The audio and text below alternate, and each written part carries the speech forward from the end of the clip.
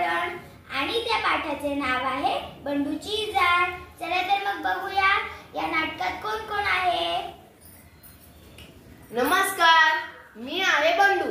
नमस्कार, मी आहे बंडूची आई। नमस्कार, मी आहे बंडूची मुलगी। नमस्कार, मी आहे बंडूची बायको। नमस्कार, मी आहे बंडूची बहीण। भाऊजी गावचा बंडू शांत व कष्टाळू, आपण भलं आणि आपलं काम भलं असा त्याचा स्वभाव। सगळ्या गावात त्याच्या स्वभावाची चर्चा। सकाळी लवकर शेतात जायचं, दिवसभराचं काम टोपून संध्याकाळी घराकडे यायचं। घरी आल्यावर आपल्या मुलीशी खेळायचं, कट्ट्यावर चक्कर मारायची आणि जेवणाच्या वेळी पुन्हा घरी यायचं असा त्याचा दिनक्रम।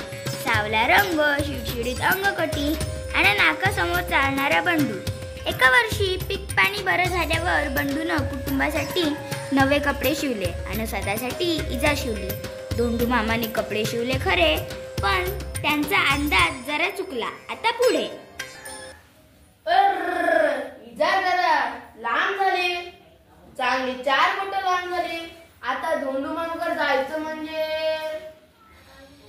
अगं इजा जरा 4 बोट कापून टाकी घालशील का? अहो, सकाळी सकाळी आणखीन काय जेवण बनवायचं, हिताच्या शाळेला जायचं, मला नाही जमणार। सुबे, इजा जरा 4 बोट कापून टाकी घालशील का? नाही दादा, मला किती अभ्यास पडलाय, आता कॉलेजची वेळ होईल, मला नाही जमणार। आहे, इजा जरा 4 बोट कापून टाकी घालशील का? तिकडे तुझी इज्जत, ही तू वैरण कापून कापून माझ्या हाताचे तुकडा पडायला।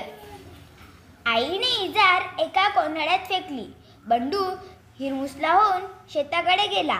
सकाळी इजार दुरुस्त करायला पाहिजे होती।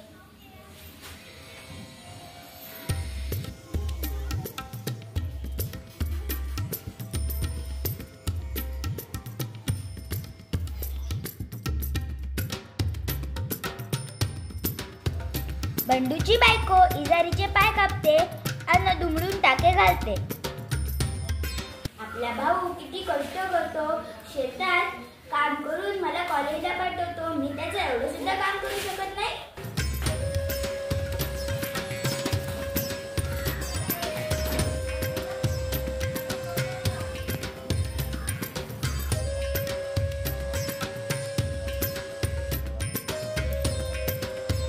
बंडूची बहीण इजारीचे पाय कापते, दुमडून टाके घालते।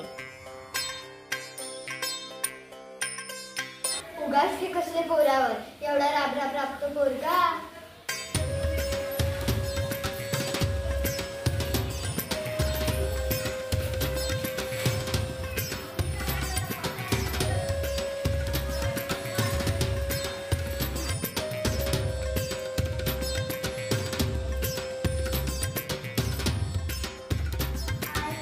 बंडूची आई इजारीचे पाय कापते, दुमडून टाके घालते।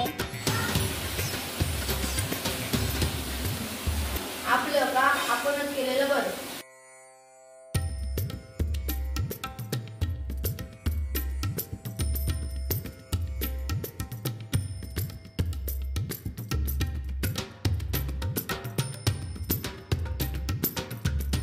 बंडू इजारीचे पाय 4 बोट कापतो व टाके घालतो।